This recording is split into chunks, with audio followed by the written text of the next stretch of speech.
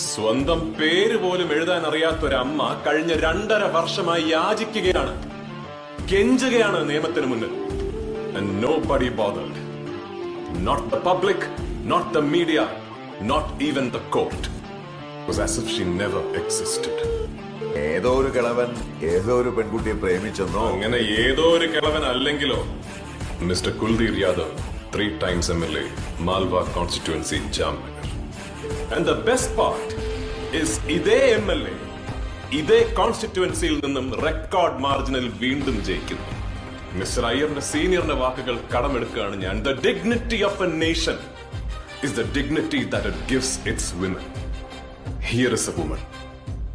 Here is a mother. Here is a petitioner. So my question is, Your Honor, നിയമം എല്ലാവർക്കും ഒരുപോലെയാണെങ്കിൽ ആ 4 പേരെയും കൊന്നു കളഞ്ഞതുപോലെ ആ MLAയും കൊന്നു കളയണ്ടേ?